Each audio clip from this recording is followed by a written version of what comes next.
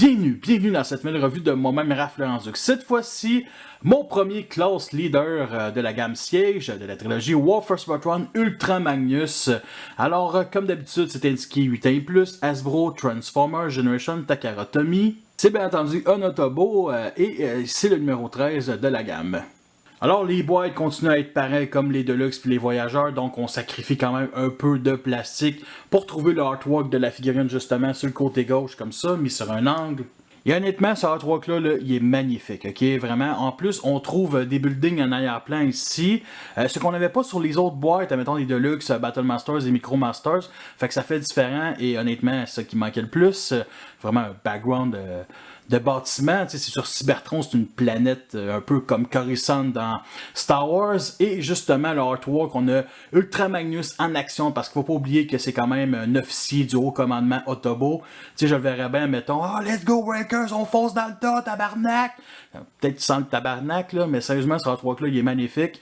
Je vais sûrement acheter la boîte, mais je vais peut-être garder le artwork puis le coller sur mon frigidaire. Et bien entendu, c'est indiqué aussi la classe leader ici en bas.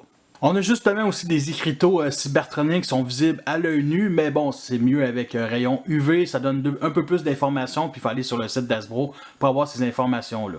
Et à la droite, on a un poster promotionnel de la gamme qui montre surtout, mettons, les Autobots ici avec l'arche au milieu, des silhouettes d'une bataille, bien entendu, sur Cybertron. C'est magnifique comme poster, sérieusement, c'est tellement unique et quand même un peu à la Star Wars, on se le mentira pas. Et sur le dessus, on retrouve justement le symbole de sa faction avec un peu d'usure de guerre, c'est super sweet, et bien entendu le nom de la gamme. Orlando nous indique le nombre d'étapes, fait qu'on a 12 ici, ça c'est pour le robot individuel, 20 étapes d'après moi c'est pour le mode robot à l'armure, mettons, qui est avec les pièces de la remorque, et ici 14, d'après moi 14 c'est tout simplement 2 étapes où on enlève le camion, et justement 12 étapes pour la transformation du robot ici. Fait qu'on a aussi Shockwave, qui est un adversaire de choix, que la revue va arriver la semaine prochaine. Si vous avez déjà vu mes revues de classe de luxe, je vous ai déjà présenté les fameux fonds ici rouges avec du gris foncé, des genres d'alvéoles, c'est super beau honnêtement. Et bien entendu un motif qui représente pour moi une ville cybertronienne, c'est ma théorie. Et à la gauche des motifs de recyclage, parce que oui, tout ce qui est dans la boîte peut être recyclé. On a un symbole Autobo ici, bien entendu un plancher qui nous rappelle Cybertron. La notice ici que j'ai pas vraiment eu de besoin, les transformations sont très claires. Ce que vous voyez en rouge, ce sont les étapes de transformation. Fait que ça c'est super sweet, bien entendu. Et ici les autres figurines de la gamme et bien entendu les noms des guns. La gamme Siege est une gamme un peu fourre-tout. On retrouve des véhicules terrestres modernes, des véhicules terrestres futuristes et même des véhicules cybertroniens qui s'assumeront en tant que cybertroniens. Et aussi on a l'hommage à d'anciennes gammes, d'anciennes séries comme celle-là justement, qui est inspirée de la version Robo in Disguise de 2001. Ultra Magnus avait quasiment ce même mode alternatif-là. Il n'y avait pas une remorque bleue par contre. Fait que ça, c'est vraiment un excellent clin d'œil à cette série-là qui date de quand même plus de 18 ans. Alors, je vais répéter un peu ce que j'ai dit dans la revue Dawn et de Sideswipe de la même gamme. Disons que si on voit ce genre de mode alternatif-là dans la rue, ben on n'appelle pas la police pour dire que c'est un camion extraterrestre. On fait juste dire « Wow, c'est ben donc cool ce nouveau camion, nouveau modèle de l'année 2019 ou 2020. » Fait que tu sais, on est loin, mettons, d'un véhicule cybertronien comme, mettons, la version Fall Spot que je vais vous comparer plus tard. Et mon avis sur le mode alternatif, c'est qu'il est vraiment assez réussi. Il est vraiment très très beau. Par contre, c'est pas mon préféré. Je préférerais toujours la version Animated qui est un gros truck blindé. Alors, il y a quand même quelques défauts qui est surtout basé sur l'esthétique, ok?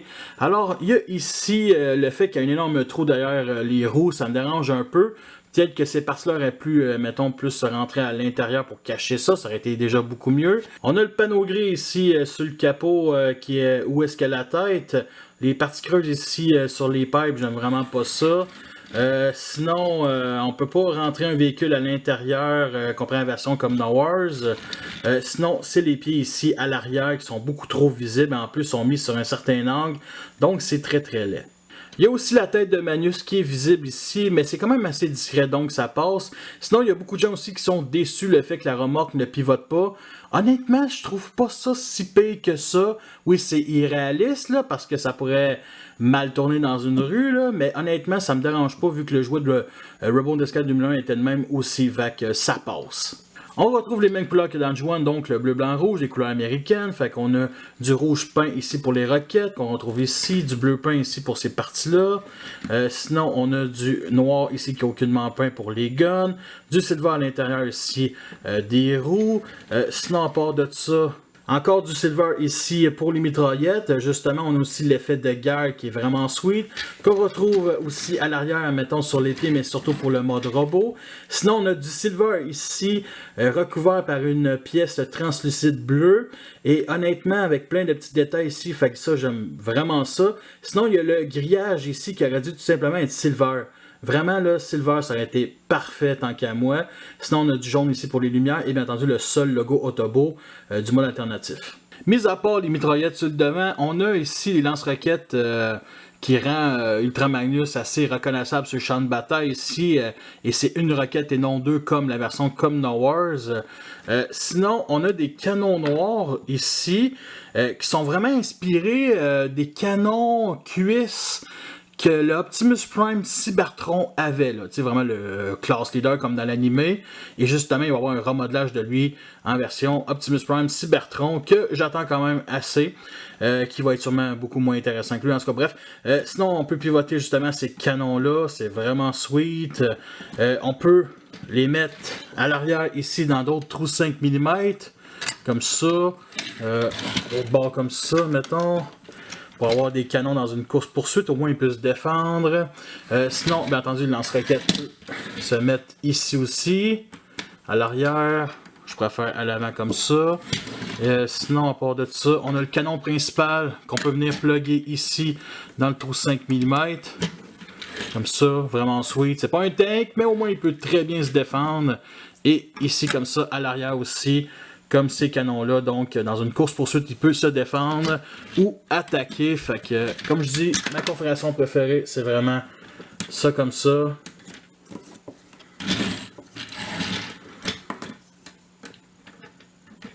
Comme ça. Ajoute les missiles. Donc, il y a 2 missiles, un gros canon principal, 2 canons et les Gatling en avant. Il est armé jusqu'aux dents. C'est clair que lui, il survit à la guerre sur Cybertron. On a aussi des pegs d'effet laser, mettons, ici sur les pipes. Alors, on peut venir plugger ici ces deux-là. C'est vraiment cool. Je sais que mon ami TFT, il aurait aimé ça les avoir à l'extérieur, mais vu que c'est à l'intérieur, ça fait beaucoup plus cybertronien, fait que ça me dérange pas. Sinon, on peut venir les plugger ici, comme ça, au bout des roquettes. Honnêtement, ça n'a rien, vu que c'est justement la roquette qui doit partir, mais bon, c'est cool. Sinon, on a d'autres pegs ici sur le côté, comme ça. Sinon, d'autres à l'arrière, sur chaque bord, ici. Surtout pour le mode robot. Et sinon, on peut venir les plugger dans les trous 5 mm, comme ça, ici. Alors, lui, on peut venir plugger comme ça. Ça se plug super bien, ça tient super bien. Vraiment cool. Et bien entendu, ici, à l'intérieur, des canons noirs, qui est de couleur silver. Comme ça. Et on peut en rajouter un ici dans le trou 5 mètres à l'avant comme ça. Alors on peut s'imaginer qu'il reçoit le tir ou que c'est tout simplement un autre canon un peu caché. Ça roule très très bien. On peut pas mettre des véhicules à l'intérieur, par contre on peut mettre sur le dessus comme impacteur de la compagnie Mastermind Creation, à peu près de taille voyageur. Sinon un petit Deluxe ou un gros classe légende comme Iron Fist Mechidea. Sinon 2 Deluxe, à peu près de bonne taille. Comme ici, Twin Twist et Cop de la gamme Titan Retoon. Ici, donc, ça passe. Mais honnêtement, là, Ultra Magnus, là, c'est vraiment un transporteur de tank, comme justement Twin Twist, ceux qui sont beaucoup moins rapides. Fait que je trouve que ça passe super bien. Une petite comparaison avec les Wakers ici. C'est pas n'importe quel Waker, ce sont des Wakers cybertroniens. Oui, ils ont tous un look extraterrestre, alors ça fait très bien ensemble. Et avec la version cybertronienne de Claws Deluxe For the Cybertron qui apparaît dans le jeu, pendant la campagne, tout simplement un personnage multijoueur. Alors ça c'est vraiment la première version d'Ultra Magnus sur Cybertron avant qu'il devienne ça, admettons, pour moi dans mon histoire, dans mon canon tout simplement. Et bien entendu la version Common Wars qui date d'une couple d'années qui est pour moi la version ultime d'Ultra Magnus pour les Chug. Alors c'est sûr qu'avec celle-là, j'en ai pas vraiment besoin d'un nouveau, mais pourquoi pas. Alors, côté longueur, ça se rejoint, donc ça me plaît vraiment beaucoup. Et bien entendu, le bleu pâle ici fait beaucoup plus cheap, on va se le dire. Mais sérieusement, j'adore vraiment ces deux-là, côte à côte, ou plutôt par-dessus l'autre. Maintenant, pour libérer le camion, on vient ici déclipser ces panneaux-là. Justement, ça se coince ici, ça déclipse et ça clipse vraiment très bien. C'est vraiment un nouveau système. Ensuite, on vient juste tirer le camion. Ça se verrouillait ici avec la partie grise, avec justement ici l'entremilieu qui est déclipsé. Alors, tout à fait compréhensible qu'Ultra Magnus a toujours sa remorque parce que ça nous offre beaucoup de défauts. Ici, des nouveaux défauts comme les mains puis les bras qui sont très très visibles. Ici, les pieds qui sont pas repliés. Fait que, ouais, c'est assez laid. On est rendu à la transformation qui est vraiment digne de classe légende. Alors, on vient séparer ici les jambes. On les rabaisse comme ça. Ça se clipsait ici aussi, justement, avec les pegs sur chaque bord de la fourche. Avec ce petit trou-là ici. Alors, on descend. On sort les talons. Ensuite, on vient ici déclipser les épaules et on les met vers l'extérieur comme ceci. Sinon, après, on vient pivoter ici toute la cabine. On déclipse ici justement la cabine, on sort la tête, on remet la cabine, on vient clipser les épaules, on descend les bras, on pivote les mains. Bon, maintenant on vient lever ici la partie bleue et on vient pousser. Bon, parfait. C'est un excellent hommage justement au jouet G1 qui était tout simplement le repeint d'Optimus Prime et avec sa remorque formait une armure. Fait qu'on avait un mode alternatif et deux modes robot, fait que c'est vraiment sweet. Comparé à l'animé qui était tout simplement un mode alternatif et un mode robot comme admettons la version Common Wars. Pour les défauts, on a les deux pinces sur chaque bord des tibias qui gâchent quand même un peu le look. Tant qu'à moi, ça va être sur un ressort, puis tu pèses dessus, puis ça ressort justement. Sinon, la grosseur de la fourche ici, vraiment très grosse. C'est la même que bien entendu avec l'armure, donc pas le choix que ce soit de même. Il y a un énorme cache-sexe. Sinon, le backpack ici, tout simplement, qui est quand même assez gros, mais disons que c'est rien comparé au backpack avec l'armure. Sinon, on attend des parties creuses derrière les mains. Sinon, on voit vraiment que c'est vide, ok? C'est vide. Bien entendu, depuis tant d'années, les Transformers sont vides, mais ici, c'est extrêmement léger, vraiment comme une plume. C'est du vide à l'intérieur, c'est du vide dans le torse. Fait que vraiment un petit peu dommage. Pour les couleurs, on trouve bien entendu les mêmes qu'en mode alternatif. Alors, j'apprécie aussi le silver qu'on retrouve sur les tibias. Très bien apprécié, ça aurait tout simplement être blanc comme le reste. Sinon, à part de ça, on a un nouveau bleu ici, métallique. Vraiment très beau. Sinon, on a du gris plastoc cheap ici pour les parties, mettons, des pinces, c'est bien entendu ici. Je trouve ça bien parce que ça fait moins monochrome que tout simplement tout blanc, là. On a les effets de guerre ici, des cuisses qu'on retrouve aussi en mode combiné. Honnêtement, c'est un peu laid, c'est comme si vraiment quelqu'un avait pris un pinceau et qui a fait juste 3 petites lignes sans peser vraiment fort. Fait que ça donne ceci. Sinon, on a justement le seul symbole ici en mode robot. Et vraiment, c'est le manque de peinture dans ce mode robot-là qui me dérange. Parce que regardez ici les détails, les fameux pitons play d'Optimus, là. On les a, les détails, là. À l'intérieur aussi, on a des détails. Ici, à l'intérieur des tibias, on a des détails. Vraiment, puis c'est des beaux détails, là. C'est sûr que c'est à l'intérieur des tibias, fait que c'est sûr qu'on les voit pas, qu'on met en avant, mais ça manque de peinture ici, derrière les bras. Sinon, les épaules, ici. Un petit peu manque de détails, tu sais, ici. Vraiment, des beaux petits détails, là. Alors, close-up sur la tête ici, qui est carrément celle d'Optimus Prime. Alors, on a un nouveau bleu. Un bleu ciel ici qui est peint sur la crête et bien entendu sur une mode plate. Et bien entendu des optiques rouges ici qui est peint aussi. C'est assez spécial d'avoir un autobot avec des yeux rouges. Je pense que je ne m'y ferai jamais. Pour les articulations, on a justement la tête ici qui est sur un bas joint. Les épaules sont sur un pivot. On peut lever le bras comme ça. On a un pivot ici, 90 degrés vers l'avant au coude. Pivot ici à la main, très bien apprécié. Pivot ici à la taille. Alors pour les jambes, simplement ici vers l'avant, c'est sur ratchet joint. Vers l'arrière, comme ça, c'est quasi impossible. Sur le côté comme ça, on a un pivot ici, 90 degrés vers l'arrière, et on a un peg ici qui empêche une articulation un peu plus vers l'avant, pour aucune raison apparente, sinon les pieds vers l'intérieur tout simplement. Une chose que j'adore avec cette figurine-là, c'est la stabilité, ok? Parce que justement, on a les pieds qu'on peut rentrer vers l'intérieur, mais aussi, elle a quand même des gros talons ici qu'on peut venir descendre, donc on peut y faire plusieurs poses offensives vraiment assez intéressantes, et ça, j'aime vraiment beaucoup ça. Alors la figurine contient quand même beaucoup de trous 5 mm, ok? On en a ici sur chaque bord des tibias, plus vers le bas, sur chaque bras, sur chaque épaule et un à l'arrière. Alors ces trous-là ont quand même beaucoup d'utilité, comme la première, c'est de mettre un effet laser comme ça, ici. Fait qu'il peut recevoir un tir, ça tient super bien. Attention, on peut mettre aussi sur des pegs d'effet laser comme ça. Sinon, on peut venir justement mettre des armes, ici comme ça. Et l'autre option, ben, c'est de décombiner COG et de le mettre en tant qu'armure, simplement. Alors, ces lance-roquettes-là, ici, j'ai jamais vu quelqu'un montrer ça dans une revue. Ça s'installe super bien sur les épaules, comme ça.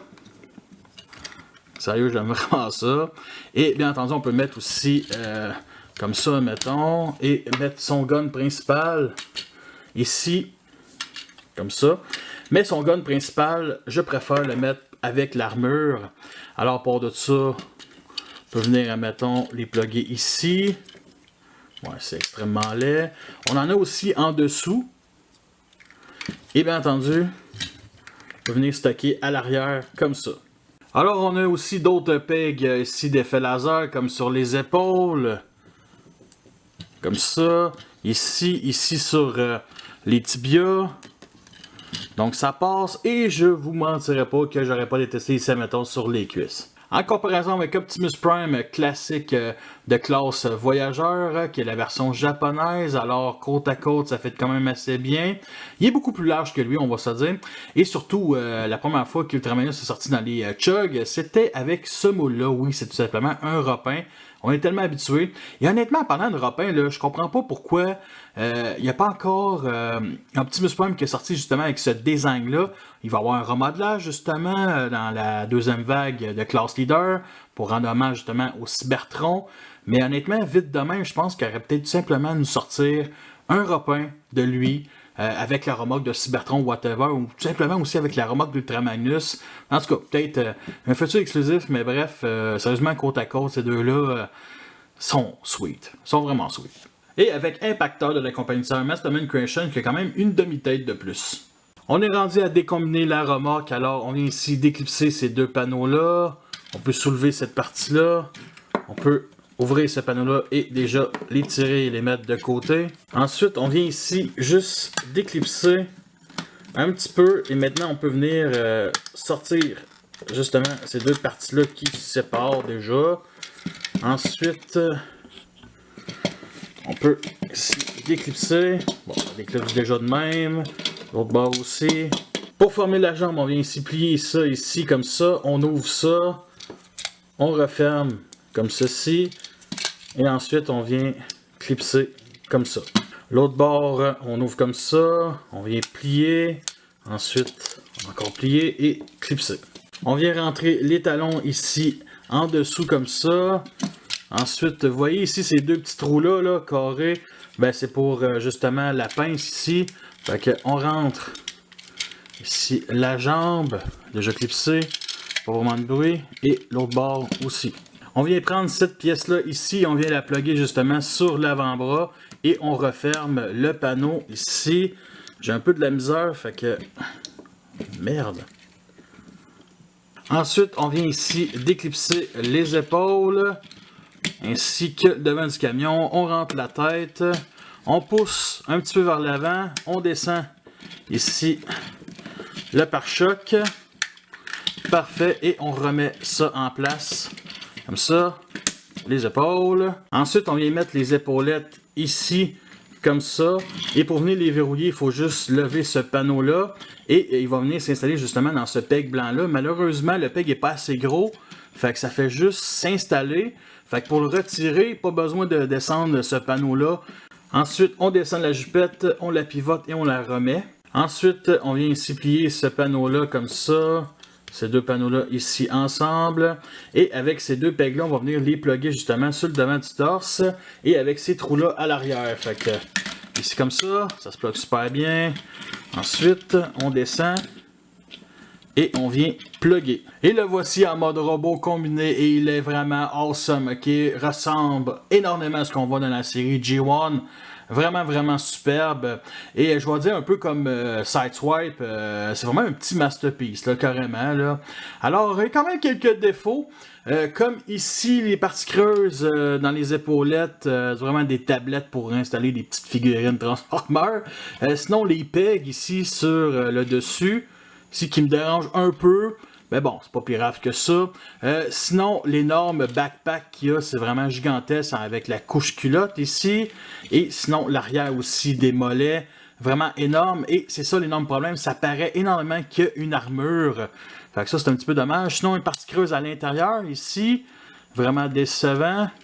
Il y a aussi les fameux pieds qui sont en angle et ça me dérange vraiment. Fait qu'il n'y a pas le choix de toujours avoir les jambes écartées. Et bien entendu, la grosseur, plutôt la grandeur. Fait que vous le voici à côté d'Onslaught de classe Ultra qui date de plus d'une dizaine d'années. C'est une classe qui n'existe plus. Il y a même l'électronique là-dedans. La preuve. Fait qu'on est rendu là en 2019 d'avoir des classes leaders qui sont le même prix que d'habitude, ils n'ont pas augmenté, mais ils ont quand même assez rapetissé, fait que même grosseur qu'un classe ultra qui n'existe plus. Sérieusement, j'ai hâte de voir la grosseur des classes leaders d'ici 20 ans.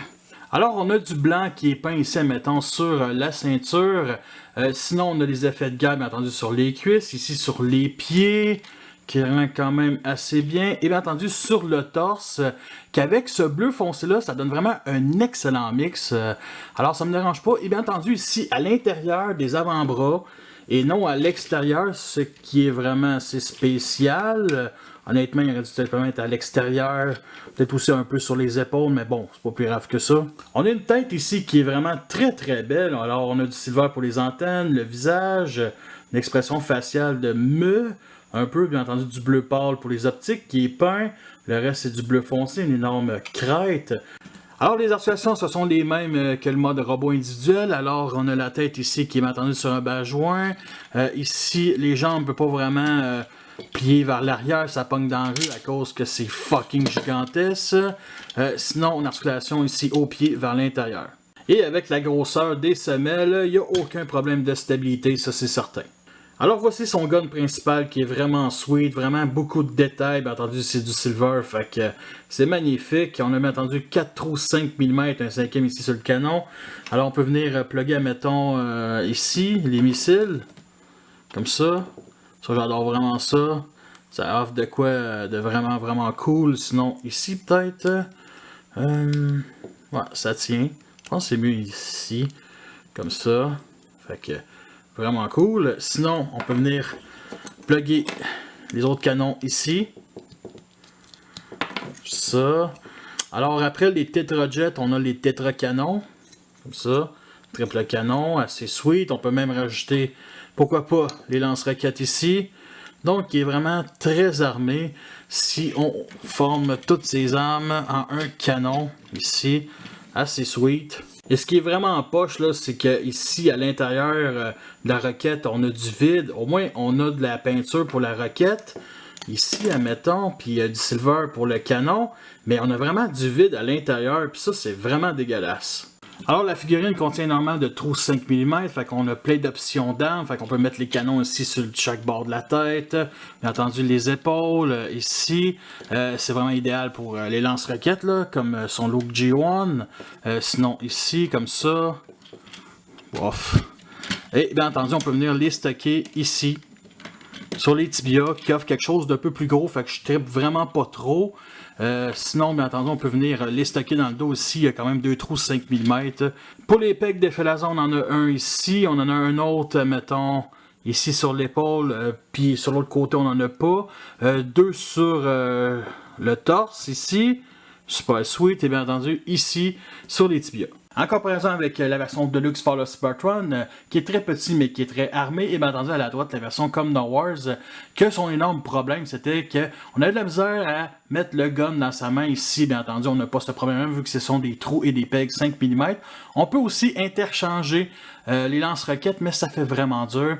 Alors, dans mon histoire, dans mon canon, qui est une sorte de réimagination de G1, j'aurais bien, mettons, la version ici, Fall of Cybertron, tout simplement Ultra Magnus en tant que soldat normal Autobo, et avec, bien entendu, l'armure, ça c'est avec les Wakers, quand il rejoint ce groupe-là, et bien entendu, sur Terre, avec cette version-là. Et avec une poignée de Wakers ici, bien entendu, tous cybertroniens, ils fit très bien ensemble. Alors pour moi, le chef des Wakers, avant que ce soit Ultra Magnus, c'est Impactor ici à la droite. Et bien entendu, Springer et Ultra Magnus, il est des fois chef, des fois pas pantoute, là. Ça dépend aussi des univers. Mais sérieusement, cette gang-là, ensemble, j'adore. Et avec les Primes que côtoyé à travers les années, alors Optimus Prime à la gauche, et bien entendu Rodimus Prime avec un kit Fan Project à la droite. Alors c'est clair que c'est un défaut, le fait que les classes leaders sont plus petits, mais on va se dire côte à côte, là, ça fait très bien. Voici le genre de pause qu'on peut faire. Nous sommes rendus à la fin de cette revue. J'espère que vous l'avez apprécié. Vous avez vu les pots et les comptes. Je vous recommande, ok? Vous avez la version Commodore Wars, elle vous convient. Je vous recommande pareil ce jouet-là. C'est bien entendu l'Ultra Magnus qu'on voit dans l'animé avec un monde alternatif qui est inspiré d'une série très oubliée. Là, Revolt d'Escale 2001, là, ça fait quand même un bon moment. Fait que ça, c'est vraiment un excellent hommage. En plus, vous avez une version cybertronienne, une version moderne sur Terre. Alors oui, je vous recommande. Alors son prix initial c'était 70$, j'ai payé à peu près avec les taxes 55. Ça vaut tout ça, ça vaut peut-être tant qu'à moi 40 maximum. Vraiment, mais bon, 55$ c'est déjà meilleur que le prix normal. Bien entendu, je l'ai pris à mon Toys R Us. La qualité de plastique, disons que plus les gammes avancent, plus elles déçoivent. Tu sais, c'est pas les tout petits qui déçoivent, c'est vraiment les classes de luxe, voyageurs, puis classe leader. Là-dedans, on sent vraiment que c'est léger. Sérieusement, c'est effrayant, là. Dans une génération, j'ai bien hâte de voir ça, mais ça cassera pas. C'est ça le problème, c'est que, ben beau dire que la qualité de plastique est rendue vraiment nulle, si ça casse pas, ben c'est correct, là. En tout cas, bref, comme d'habitude, ma galerie photo, le lien va être en dessous dans la description. C'est sur Facebook, j'ai fait quelques fan mods et mod base. Je me suis quand même fait du fun, mais c'est surtout dans ce mode robot-là que je me suis fait du fun, surtout avec le marteau ici qui se vendait avec la version Prime. Alors, vous voulez m'encourager, vous savez déjà tous quoi faire. Fait que merci à tous d'avoir écouté cette revue-là. Fait que sur ça, je vous laisse et à la prochaine.